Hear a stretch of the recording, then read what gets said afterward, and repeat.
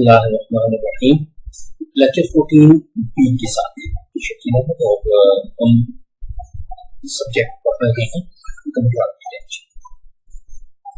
इस particular portion में हम इस लेक्चर में हमारी जो इंट्रोडक्शन है we are going for that because it was very important, it is very important topic and हम अभी तक इसको एक दफा क्लास के अंदर तो हम कर चुके हैं, लेकिन इसको दोबारा दोहराना बहुत जरूरी है क्योंकि तो ये है कि जब हम इंस्ट्रक्शन को परफॉर्म करने लगते हैं, एग्जीक्यूट करने लगते हैं, तो definitely you know it very well कि एक जो इंस्ट्रक्शन है वो दो उसके मिनिमम पार्ट्स हैं। Number one is opcode and number two they are the operands. अब ऑपरेंड के अंदर क्या है, समटाइम्स वी सी के ऑपरेंड के अंदर जो है वो हमें जो चीज मिल रही है वो कोई मेमोरी का एड्रेस है एंड समटाइम हम देखते हैं कि वो किसी रजिस्टर का एड्रेस है और समटाइम्स हम देखते हैं कि डायरेक्टली हमें उसमें डाटा मिल जाता है और समटाइम उसमें कुछ भी नहीं होता। तो basically it's the addressing mode जो हमें स्पेसिफाई करता है कि जो हम ऑप कोड को उसके थ्रू जो काम करना चाह रहे हैं तो हमें डाटा कहां से मिलेगा और कैसे मिलेगा। तो आइए हम देखते हैं कि हमारा जो है एड्रेसिंग मोड क्या चीज है। अब देखिए कि द एड्रेस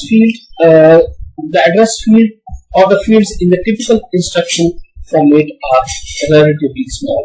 हमारे पास कोई ऐसा सिस्टम नहीं है कि हम कहें कि हमारे पास तो बहुत बड़ी स्पेस होती है और हम उस स्पेस के थ्रू जितनी लंबी चाहे इंस्ट्रक्शन लिखते फिरे।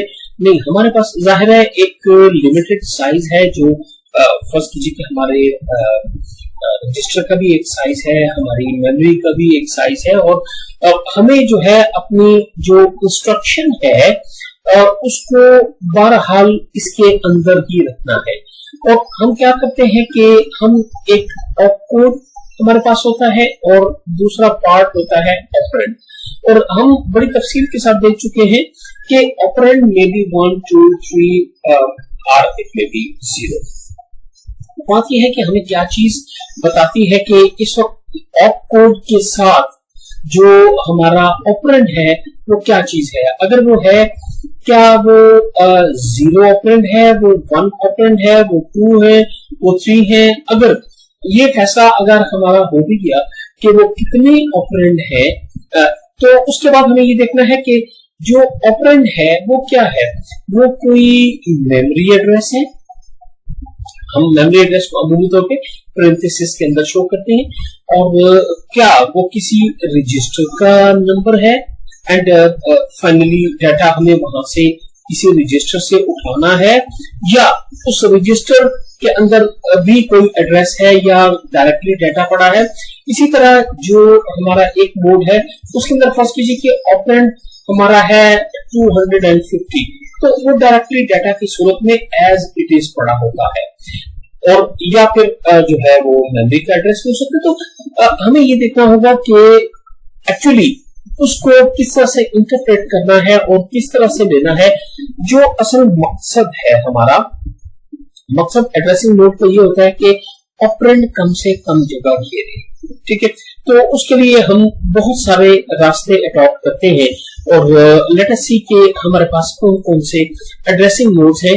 और बेसिकली यहाँ पे अगर देखें तो हमें अंदाजा होगा there are the trade offs, means कि हमारी एक कुछ दो के हवाले से जैसे हमने देखा था कि नंबर ऑफ ऑपरेंड्स के साथ हमारा जो है वो कॉस्ट का फर्क पड़ रहा था लेकिन हमारी प्रोसेसिंग ज्यादा हो रही थी। और इसी तरह जब हम स्टैक पे गए तो हमने देखा कि हम एक काम 0 ऑपरेंड के साथ करना चाह रहे हैं सस्ते तरीके से और एक हम करने चाह रहे हैं थोड़ा सा महंगा करते हैं तो हमें स्पीड बहुत अच्छी मिल जाती है। और जब हम सस्ता करते हैं मेमोरी स्टैक के थ्रू तो डेफिनेटली हमारी स्पीड जो है वो रिड्यूस हो जाती है। तो लेट अस सी कि हमारे एड्रेसिंग मोड्स क्या हैं वो और वो हमें किस तरह से एडवाइस करते हैं। हमारे पास जो एड्रेसिंग मोड्स है उनके अंदर जो सबसे पहला मोड हम जिसे कहते हैं दैट इज इम्प्लिसिट मोड और इम्प्लॉइड मोड। इम्प्लिसिट मोड या इम्प्लॉइड मोड, इसकी बहुत ज्यादा मैं डिटेल अभी आपको नहीं बता रहा, सिर्फ यहीं पे ही एक्सप्लेन कर रहा हूं जी। पहला जो मोड है इसके अंदर वो इम्प्लॉइड या इम्प्लिसिट मोड है, और इसके नाम से ही जैसे जाहिर है हम इसकी बात अभी करते हैं। दूसरा मोड जो है दैट इज इमीडिएट मोड, तीसरा direct mode, then indirect mode, register mode, register indirect mode, displacement mode और स्टैक मोड।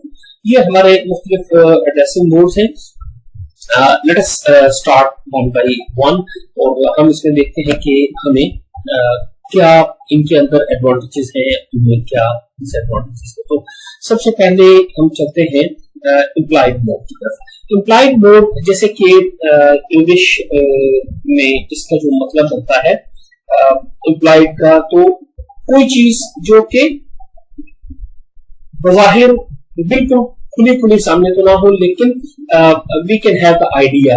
तो हम जिसे कहते हैं कि एक ढक्का छुपा सा, तो उसमें फर्ज कीजिए कि मुझे एक इंस्ट्रक्शन मेरे पास है, वो इंस्ट्रक्शन मुझे ये कहती है कि इंक्रीमेंट एक्यूमुलेटर, राइट। अब देखिए कि इसके अंदर मुझे कुछ और मालूमात की जरूरत नहीं है। सिंपली बात यह है कि एक्यूमुलेटर के अंदर जो वैल्यू है उसके अंदर 1 ऐड करके उसे एक्यूमुलेटर के अंदर ही सेव कर दो। तो ये एक इम्प्लिसिट है, या मेरे पास एक इंस्ट्रक्शन है कि कंप्लीमेंट एक्यूमुलेटर, मींस के अगर एक्यूमुलेटर के अंदर कोई एक वैल्यू है तो हर चीज को रिवर्स कर दो, 0 को 1 कर दो और जो उसके अंदर वंस है उनको 0 कर दो, या हमें चूज कंप्लीमेंट लेना है या किसी चीज का वंस कर दो। इसी तरह मेरे पास अगर एक कमांड है CRC के क्लियर कैरी ओवर, आप खुद देखिए कि ये इम्प्लिसिट एड्रेसिंग मोड में हमारा काम कर रही है कि जो कैरी ओवर है उसको उड़ा दो। अब मुझे कोई इस ऑप कोड के साथ किसी किस्म के ऑपरेंड या फर्दर डेफिनेशन की जरूरत नहीं है। तो this is called the implicit mode और इम्प्लॉइड मोड, ठीक है। इसी तरह अगर कोई आता है कि ठीक है हमने क्लियर एक्यूमुलेटर, राइट, तो इसमें हमें और किसी बात की जरूरत नहीं है, ठीक है। तो ये जो है this is called the implicit mode. इसके बाद जो दूसरा हमारा मोड है that is called the immediate mode. Immediate mode क्या है, यहाँ पे भी थोड़ी सी उसकी डेफिनेशन है। इमीडिएट मोड ये है कि जो चीज एज अ ऑपरेंड हमारे सामने खड़ी है बस वही हमारा ऑपरेंड है, वही हमारा डाटा है। मींस कि अगर आप यहाँ पे देखिए कि this is opcode and this is operand, और ऑपरेंड के अंदर फर्स्ट कीजिए कि कोई एक वैल्यू है से 429, ठीक है। तो अब ये ना तो कोई मेमोरी एड्रेस है, ना कोई रजिस्टर का एड्रेस है, ना कुछ और है, बल्कि ये एग्जैक्ट वैल्यू है जिसको एज इट इज हमने यूज कर लेना है। और this is the simplest form, this is the simplest form of all addressing modes, क्योंकि इसके अंदर आपको किसी और जगह अपने ऑपरेंड के लिए कोई एक्स्ट्रा साइकिल नहीं यूज करना पड़ता। आप सिंपली whatever is it, ना आपको किसी रजिस्टर के पास जाना है, ना आपको किसी मेमोरी की लोकेशन पे जाना है, और ना ही कोई आपको साइकिल्स परफॉर्म करने हैं just to get the value. क्या होगा कि आपका जो ऑपरेंड है वो बिल्कुल एज इट इज अपनी एब्सोल्यूट वैल्यू के साथ वो आपके सामने मौजूद होगा। तो this is called the immediate addressing. इसका बेनिफिट ये है कि वेरी सिंपल, आपका टाइम भी बचाता है और आपका जो है कैशे का साइकिल और जो इंस्ट्रक्शन साइकिल है ये सारा कुछ इसके अंदर बच जाता है। लेकिन इसका डिसएडवांटेज क्या है कि size of the number, possibly जो साइज ऑफ द नंबर है अगर वो एक बड़ा नंबर है तो फिर आप शायद उसे इमीडिएट मोड में इस्तेमाल ना करें, क्योंकि हमारे पास जो स्पेस है ऑपरेंड के लिखने की तो वो लिमिटेड है। अगर तो नंबर उसके अंदर आ जाता है तो वेरी फाइन, आपके बहुत सारे बेनिफिट्स आपको यहाँ से मिलते हैं। लेकिन अगर वो नंबर इससे थोड़ा बड़ा है तो then in that case perhaps आप जो है वो इसके साथ इमीडिएट एड्रेसिंग इस्तेमाल नहीं कर सकते। तो अगर आप इस टेबल पे जाते हैं, आप ये डायग्राम देखें तो इसमें ये होगा कि जो इमीडिएट मोड के अंदर एग्जैक्टली जो आपका ऑपरेंड है उसकी एब्सोल्यूट वैल्यू इस्तेमाल आप कर लेंगे। और यही लिखा हुआ है यहाँ पे कि ऑपरेंड इज इक्वल टू जो भी है बस वही उसकी वैल्यू आप एग्जैक्टली इस्तेमाल कर लेते हैं। कोई मेमोरी रेफरेंस नहीं होता, लेकिन जो है लिमिटेड ऑपरेंड ऐसे हैं जिनका मैग्नीट्यूड इतना होता है कि आप उसे इसके अंदर इस्तेमाल कर लें। तो this is our direct mode और sorry this is our immediate mode, और इसी तरह हमने इम्प्लिसिट मोड की भी बात कर ली। And now we are moving towards the direct mode. Direct mode में जब हम जाते हैं तो डायरेक्ट मोड का मतलब ये है कि जो हमें ऑपरेंड के अंदर वैल्यू मिलेगी वो वेरी वेरी क्लियरली एड्रेस होगा मेमोरी का।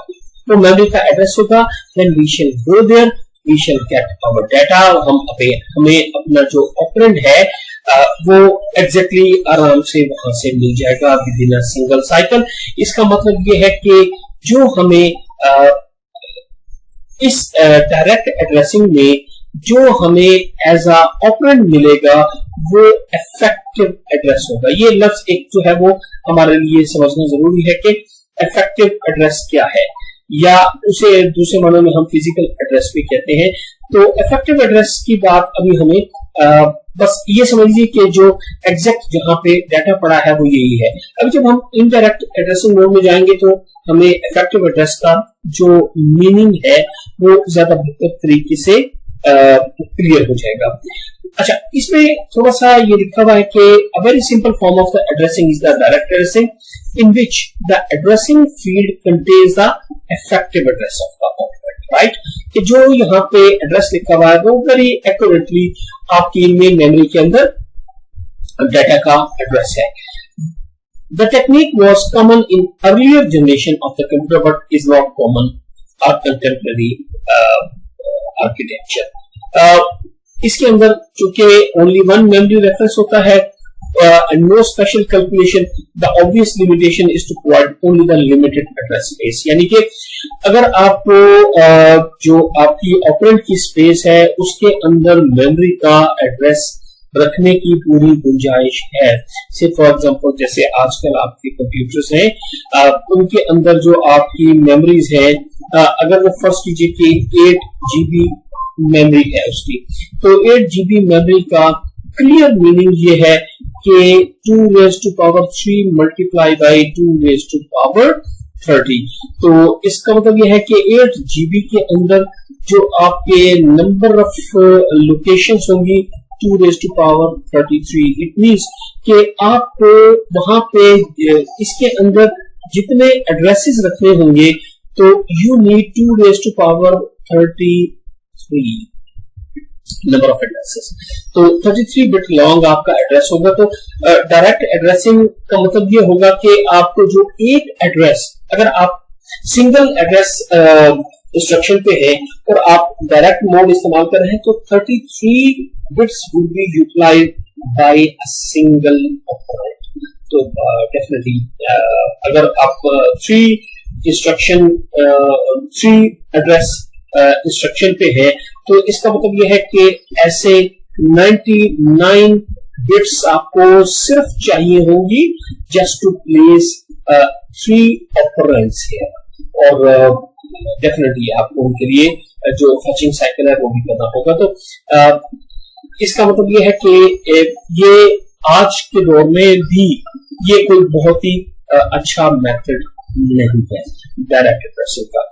Then I move to the next type of the addressing. तो आप यहाँ पे इसमें अगर आप देखें तो डायरेक्ट में आसानी ये है कि इट्स वेरी सिंपल लेकिन जो हमारे पास एड्रेस स्पेस है that is very limited. Now we jump to the indirect. Indirect addressing जो है वो एग्जैक्टली हमें वो वाला बेनिफिट देती है जो कि डायरेक्ट एड्रेसिंग का डिसएडवांटेज है। मींस कि आप क्या करते हैं कि डायरेक्ट एड्रेसिंग में जो आपको ऑपरेंड के अंदर जो चीज मिलती है वो होती है address of the memory. But अगर एड्रेस लंबा है तो फिर आप क्या करेंगे? तो क्या है कि उसके लिए इनडायरेक्ट एड्रेसिंग मोड इस्तेमाल किया जाता है। से फॉर एग्जांपल ये एक आपको एक जगह का एड्रेस दिया जाता है which is a small number, और यहाँ पे जब आप जाते हैं तो एक्चुअल डाटा यहाँ पे नहीं होता, आपका ऑपरेंड नहीं होता, बल्कि यहाँ पे ऑपरेंड का एड्रेस रखा होता है और आपको एक एक्स्ट्रा साइकिल करने के बाद आप एग्जैक्टली ऑपरेंड तक पहुंचते हैं। ऑफ कोर्स जो है इसका डिसएडवांटेज भी है तो इसका एडवांटेज भी है।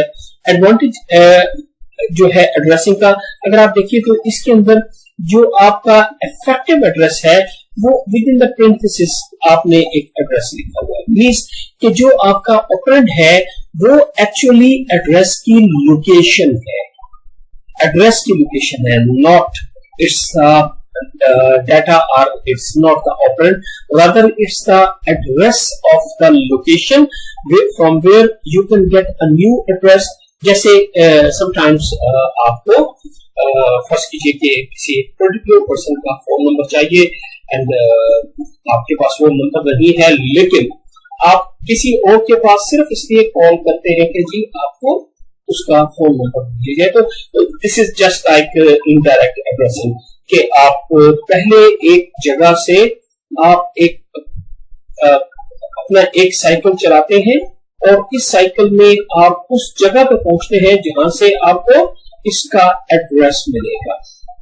तो this is called the indirect addressing. आप इसे पूरी तरह पढ़े तो आपको ये अंदाजा हो जाएगा कि इसके जो कंटेंट्स हैं वो कंटेंट्स एक्चुअल इफेक्टिव एड्रेस नहीं है, बल्कि इफेक्टिव एड्रेस इस एड्रेस से आपको इफेक्टिव एड्रेस मिलेगा, इसके कंटेंट से इफेक्टिव एड्रेस मिलेगा एंड यू रीच हियर। तो अगर आप अब देखिए तो आपको डायरेक्ट एड्रेसिंग के अंदर इफेक्टिव एड्रेस का मतलब क्या है कि आपको यहां से डायरेक्टली इफेक्टिव एड्रेस मिल जाता था, लेकिन अब के आप जब इनडायरेक्ट एड्रेसिंग मोड में है तो आपको इफेक्टिव एड्रेस यहाँ पे नहीं मिल रहा, रादर आपको एक और इस एड्रेस पे जाते हैं और यहां से इफेक्टिव एड्रेस लेके तो आप ऑपरेंड तक जाते हैं। लेकिन इसी तरह एक बात यह है कि बाज़ औक़ात अमूमी तौर पे तो हम ये देखते हैं कि अमूमन एक ही जगह से आपको इफेक्टिव एड्रेस मिल जाता है, लेकिन sometimes very rarely used variant of indirect addressing is the multi level और द कैस्केडेड इनडायरेक्ट। मींस कि आप एक जगह जाते हैं, आपको एक एड्रेस मिलता है, फिर आप वहां से एक और एड्रेस लेते हैं, फिर वहां से आप एक और एड्रेस लेते हैं और तब कहीं आपको इफेक्टिव एड्रेस मिलता है। तो समटाइम आप कैस्केडेड भी इस्तेमाल करते हैं, इट डिपेंड्स के, लेकिन ये बहुत ही कम इस्तेमाल होता है इन केस कि जब आपको एड्रेस बहुत बड़ा हो या आपका जो कॉन्टेंट्स है वो उतने बड़े हो कि वो किसी एक वर्ड में या एक लोकेशन बना रहे हो, तो इन दैट केस आपको इस इनडायरेक्ट एड्रेसिंग के अंदर इस मल्टी लेवल इनडायरेक्ट एड्रेसिंग का भी आपको सामना करना पड़ सकता है। तो अगर आप देखिए तो इनडायरेक्ट के अंदर आपने कहा कि इसका जो एडवांटेज है वो ये है कि लार्ज एड्रेस स्पेस आपको मिल जाती है, मींस कि आप सिंपली कोई एक छोटा सा एड्रेस और वहां से फिर बड़े एड्रेसेस वहां से उठाते हैं, और लेकिन इसका जो एडवांटेज है वो ये है कि आपके नंबर ऑफ साइकिल्स बढ़ जाते हैं just to reach up to the operand. तो ये मल्टीपल मेमोरी रेफरेंसेस जो है वो इसका एक डिसएडवांटेज है, इसकी शॉर्टकमिंग है। तो हम आगे चलते हैं और हम देखते हैं कि next type is called the register addressing. Register addressing को अगर आप कहें वो ये है कि आप जब अपनी ऑपरेंड को देखते हैं उस ऑपरेंड में एक रजिस्टर का नंबर होता है और आप सिंपली उस रजिस्टर के पास जाते हैं तो आपको अपना डाटा मिल जाता है। अब देखिए कि हमारे पास ये परहैप्स सबसे आसान रास्ता यही है, बिकॉज जब भी आप फर्स्ट कीजिए कि अगर आप मेमोरी इस्तेमाल कर रहे हैं, अगर आप यहाँ पे जो आपका ऑपरेंड है अगर वो मेमोरी का एड्रेस है, तो मेमोरी का एड्रेस जो है वो खासी में भी so many number of the bits जो आपको यूज करना होंगे। लेकिन आप अगर फर्स्ट कीजिए कि एक वेरी ऑर्डिनरी टाइप का आपका कंप्यूटर है और उसके अंदर से फॉर एग्जांपल 16 रजिस्टर्स लगे हुए हैं, अगर उसमें 16 रजिस्टर्स हैं तो इसका मतलब ये है कि मैक्सिमम 4 बिट्स के अंदर आपका एड्रेस आ जाएगा। लिहाजा आपका एक ऑपरेंड जो है वो सिंपली 4 बिट्स का होगा और वहां से आप उस रजिस्टर पे आएंगे तो रजिस्टर इटसेल्फ में भी 32 बिट। ठीक है, तो क्या होगा कि आपका ऑपरेंड 32 बिट लॉन्ग ऑपरेंड अगर आप इमीडिएट मोड इस्तेमाल कर रहे होते तो आपको यहीं पे रखना पड़ना था, लेकिन आपके पास इतनी स्पेस है ही नहीं कि आप एक या एक से ज्यादा। और यहाँ पे आपको फर्स्ट कीजिए कि कोई ऐसी अगर आप इंस्ट्रक्शन इस्तेमाल कर रहे हैं जिसके अंदर R1, R2, R3 मीन्स के एक से ज्यादा आप 3 ऑपरेंड वाली अगर आप इंस्ट्रक्शन इस्तेमाल कर रहे हैं तो 3 ऑपरेंड वाली इंस्ट्रक्शन के अंदर अगर आप देखें तो आपकी 4-4 बिट की अगर 12 बिट्स भी इस्तेमाल हो जाती है तो स्टिल आपका ऑपरेंड खासा छोटा होगा। जबकि अगर ये मेमोरी का एड्रेस है तो 2 raised to power 12 अगर 12 बिट्स को अगर आप इस्तेमाल करें तो हार्डली ये तो 4K की मेमोरी है। तो 4K की मेमोरी को एक एड्रेस के लिए जितनी जगह चाहिए अपनी इंस्ट्रक्शन के अंदर, तो आप ये देखिए कि रजिस्टर एड्रेसिंग में आप 3 एड्रेस वाली जो आप लोकेशन इस्तेमाल कर सकते हैं, तो that is even equal to the 4K memory address, 1 memory address. तो ये इसका बेनिफिट है आपको कि जो आपका इफेक्टिव एड्रेस है वो एक रजिस्टर का नंबर होता है। अगर हम नंबर ऑफ रजिस्टर्स बढ़ा के हम कहते हैं देयर आर 64 रजिस्टर्स, तो इवन देन जो आपकी नंबर ऑफ बिट्स हैं दैट विल बी मैक्सिमम 6। तो ये जो है परहैप्स सबसे बेहतर आइडिया होता है कि आप अपनी जो इंस्ट्रक्शन है उसके साइज को रिड्यूस करें। बेसिकली जो एड्रेसिंग मोड्स हैं वो उनकी एफिकेसी तो यहीं से ही हमें अंदाजा होता है कि हम अपनी इंस्ट्रक्शन को कितना छोटा रख सकते हैं। तो this is called the register addressing. इसको एक दूसरा नाम भी दिया जा सकता है कि register direct addressing, because we also have the register indirect addressing as well. ठीक है, अच्छा, ये इस रजिस्टर एड्रेसिंग के अंदर एक थोड़ी सी बात है वो इसे भी देख लेते हैं। If register addressing is heavily used in the instruction set, this implies that the processor register will be heavily used because of the severely limited number of the register। because हमने कहा कि जब हमने कॉस्ट को काबू में रखना है तो फिर उसका मतलब ये है कि नंबर ऑफ रजिस्टर हमें कम से कम लगाने होंगे।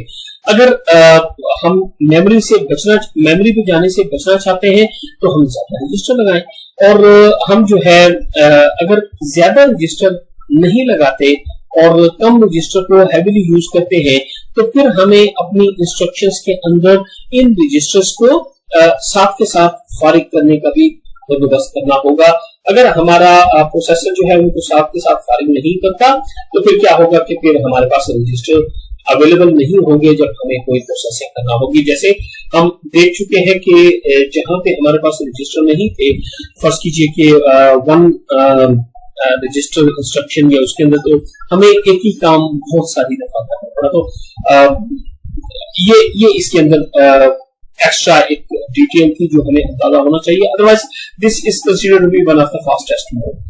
If every operand is brought into the register from the main memory operated on once and then return to the main memory, आप देखिए कि ये एक डिसएडवांटेज बन गया कि फर्स्ट कीजिए कि हम हर ऑपरेंड को पहले मेन मेमोरी से उठा के लोड करते हैं रजिस्टर के अंदर। ये हमारी मेन मेमोरी है और जैसे ही वो प्रोसेस हो जाता है तो हम उसे वापस रख के आते हैं, फिर एक और को लोड करते हैं, उसको प्रोसेस कराते हैं और फिर उसे वापस जाते। तो अब ये देखिए कि रजिस्टर एड्रेसिंग में जहां आपको बेनिफिट है तो वहां पे आपको ये डिसएडवांटेज भी हुआ कि आप वेस्टफुल आपके नंबर ऑफ साइकिल्स भी बहुत बढ़ जाते हैं कि आपको रजिस्टर्स हैवीली यूज करने की वजह से अगर तो कोई ऐसी सिचुएशन है कि कुछ ऐसी वैल्यूज हैं जो बार बार इस्तेमाल हो रही है, अगर वो बार बार इस्तेमाल हो रही है देन इट्स फाइन कि रजिस्टर एड्रेसिंग का बहुत फायदा होगा। लेकिन अगर आप हर दफा लोड करते हैं और उसे वापस जाके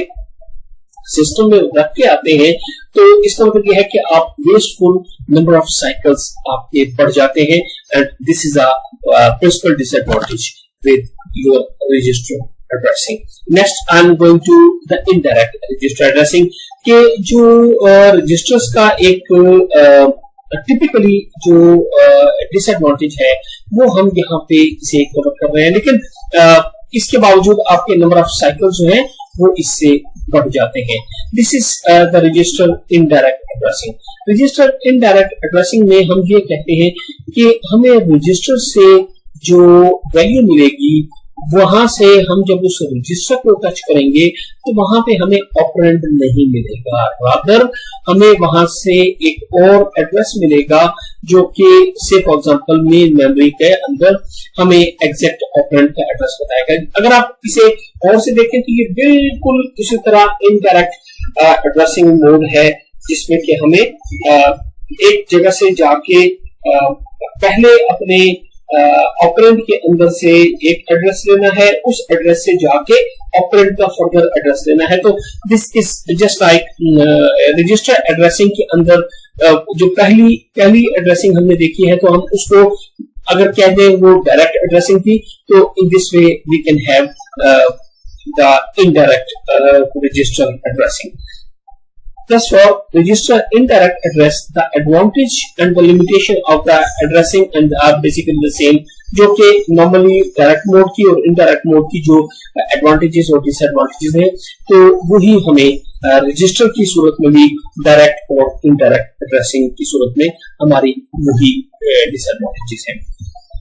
Then I go to the displacement addressing। ये डिस्प्लेसमेंट एड्रेसिंग क्या है कि इसके अंदर हमें एक्चुअली जो अपना एड्रेस बनाना होता है वो अगर हमें एग्जैक्टली अपना ऑपरेंड लेना है तो इस ऑपरेंड का एड्रेस डायरेक्टली हमें किसी एक जगह से नहीं मिलता। इससे पीछे मैंने जितने भी आपसे एड्रेसिंग मोड डिस्कस किए हैं उनमें at least finally we get the address in a way, लेकिन यहाँ पे हमें जो एड्रेस है वो एक दफा में नहीं मिलता। वैसे तो इनडायरेक्ट में भी एक दफा नहीं मिलता, लेकिन यहाँ पे सूरत हाल थोड़ी सी मुख्तलिफ है। सूरत हाल ये इस तरह से मुख्तलिफ है कि हमें जो अपना एड्रेस निकालना है वो एक ऑपरेंड से नहीं निकलता, वो एक से ज्यादा ऑपरेंड से हमें एड्रेस लेना पड़ता है। तो अगर आप इसे देखिए तो डिस्प्लेसमेंट एड्रेसिंग के अंदर हमारे पास एक रजिस्टर का एड्रेस होता है और एक और एड्रेस होता है, और जब हम इन दोनों एड्रेसेस को सम अप करते हैं तो मींस कि किसी एक एड्रेस को बुनियाद बनाते हुए दूसरा एड्रेस डिस्प्लेस करते हैं, then we get the final address where our actual operand is available. तो अगर हम डिस्प्लेसमेंट एड्रेसिंग की बात करें तो इसके अंदर जो हमारा इफेक्टिव एड्रेस है वो किसी एक चीज को पॉसिबली समटाइम रजिस्टर हमारे लिए बेस बनता है, समटाइम ये हमारे लिए बुनियाद बनता है और यहाँ से हम डिस्प्लेस करते हैं, और समटाइम्स हम रजिस्टर को बुनियाद बनाते हैं और इसको उतनी डिस्प्लेसमेंट देते हैं। तो there are the three different versions are the three different types of the displacement addressing. One is called the relative addressing, the second is called the base register addressing and the third one is called indexing। मैं जब इनके बारे में बहुत ज्यादा detail में बस इतनी डिटेल बताने के बाद इसको आई वुड फिनिश कि जब हम कहते हैं कि रिलेटिव एड्रेसिंग, तो रिलेटिव एड्रेसिंग का मतलब ये है कि इन दिस पर्टिकुलर सिचुएशन जहां पे हम रिलेटिव एड्रेसिंग यूज कर रहे होते हैं तो ऐसे में हमारा जो रजिस्टर है रिलेटिव एड्रेसिंग में, जो हमारी ये रजिस्टर की वैल्यू है, ये होता है हमारा प्रोग्राम काउंटर। और हम ये कहते हैं कि प्रोग्राम के अंदर प्रोग्राम काउंटर जहां खड़ा है तो आप उसे डिस्प्लेसमेंट दे दो इतनी, जो ए के अंदर वैल्यू है। Say for example we want to jump 20 instructions above, तो हम ये कहते हैं कि जो प्रोग्राम काउंटर जिस जगह इस वक्त खड़ा है, तो अगला एड्रेस होगा प्रोग्राम काउंटर प्लस से 20। तो अगर इस वक्त प्रोग्राम काउंटर हमारा खड़ा है से 2000 पे, तो हम कहते हैं कि हमारा अगला जो इफेक्टिव एड्रेस है दैट इज 2020। तो ये हमारी है रिलेटिव एड्रेसिंग। और अगर हम यूज कर रहे हैं बेस एड्रेसिंग, तो बेस एड्रेसिंग की सूरत में जो है ए हमारा बेस एड्रेस होगा, मींस कि जिसको हम बेस बनाएंगे, और जो हमारा बेस में बेस रजिस्टर, इसके नाम से ही जाहिर है कि हम जो है रजिस्टर की वैल्यू को बेस बनाएंगे, और जो ए होगा वो हमारा ऑफसेट होगा। मींस कि जो वैल्यू रजिस्टर के अंदर है वो फर्ज कीजिए कि हम जैसे कोई प्रोग्राम लिखते हैं और क्या करते हैं कि हम कहते हैं कि प्रोग्राम जब मेन मेमोरी के अंदर आता है, तो फर्ज कीजिए कि एक दफा आया तो वो इट्स 1000 लाइन प्रोग्राम, राइट, और 1000 लाइन का प्रोग्राम है, तो मेन मेमोरी के अंदर एक दफा जब ये आया तो यहाँ पे इसे जगह मिली 4000 से लेके 5000 के, ठीक है। तो ये जो लोकेशन थी इनके अंदर वो आके बैठ गया। अब अगली बार जब वो आएगा, लाजिम तो नहीं है कि उसको यही जगह अगली बार मिले, अगली बार वो जब आता है तो 7000 से लेके 8000 के दरमियान रहता है, या कोई बड़ा अजीब सा फिगर भी हो सकता है 7120, तो वहां से ही आएगा। तो हम प्रोग्राम के अंदर ये वाली एक चीज रखते हैं कि जब उसे कहना हो कि उसने से 70 का जंप लेना है, जब 70 का जंप लेना है, तो इन दिस पर्टिकुलर सिचुएशन जब 4000 पे आता तो हमें 4070 देना चाहिए, लेकिन यहाँ पे जब आएगा तो हमें 7070 देना है। तो इस कंफ्यूजन को अवॉइड करने के लिए इस टाइप की जो एड्रेसिंग स्कीम्स हैं वो हमें फायदा देती है कि जस्ट हमें ये बताना है कि किस पर्टिकुलर पॉइंट से हमने कितनी डिस्प्लेसमेंट देनी है। तो हम क्या करते हैं कि रजिस्टर को बेस एड्रेस बना लेते हैं, रजिस्टर के अंदर एक बेस एड्रेस, और यहाँ पे हम जैसे चलते जाते हैं तो हम इंक्रीमेंट करते जाते हैं, और अगर हमें इस दौरान कोई बड़ा इंक्रीमेंट चाहिए या बड़ा जंप चाहिए तो उतना इंक्रीमेंट हम दे देते हैं। So this is called the base register addressing. Similarly जो last one is called the indexing. बिल्कुल ऐसे जैसे आप अगर आपने कोडिंग के सब्जेक्ट को पढ़ा हुआ है तो उसके अंदर जब आप एरेज की बात करते हैं तो एरेज क्या होती है? एरेज है फर्स्ट कीजिए कि A5, ठीक है, A3, A4। इसका मतलब क्या है कि जो उसका एक स्टार्टिंग पॉइंट है वहां से 5 की डिस्प्लेसमेंट, राइट। तो अब एग्जैक्टली इसी तरह एरेज है। तो अगर हमारे पास हम इसे लेना चाहें, जब हम इंडेक्सिंग को यूज कर रहे होते हैं तो इंडेक्सिंग में हमारा ए जो है, ए की जो वैल्यू है वो हमारा starting address into the memory होता है, और रजिस्टर के अंदर हम सिर्फ और सिर्फ इंडेक्स देते हैं। और आप देखिए कि ये बिल्कुल रिवर्स है। अगर आप बेस रजिस्टर एड्रेसिंग और इंडेक्सिंग को देखें तो ये दोनों एक ही काम कर रहे हैं। सिर्फ फर्क क्या है कि बेस रजिस्टर एड्रेसिंग के अंदर आप रजिस्टर को सेंट्रल पोजीशन के तौर पे ले रहे हैं, और आप इसे ले रहे हैं अल्लाह आपका भला करे जो ए है उसकी वैल्यू को उसके अंदर इंक्रीमेंट के तौर पे ले रहे हैं। जबकि जब आप इंडेक्सिंग को इस्तेमाल करते हैं तो आप क्या करते हैं कि ए को आप ले लेते हैं as base value, and you use the r as the incremental value, और जो उसके अंदर ऐड करते हुए या ऑफसेट के तौर पे आप लेते हुए चलते हैं, तो this is called the displacement addressing. अच्छा, इसके बाद अगर हम जाते हैं तमाम टाइप की एड्रेसिंग को, हम जो इनका अगर आप इसे देखिए तो हमने इनडायरेक्ट की बात कर ली, हमने रजिस्टर की बात कर ली, रजिस्टर इनडायरेक्ट की बात कर ली, हमने डिस्प्लेसमेंट की बात कर ली। What is available with us is a stack.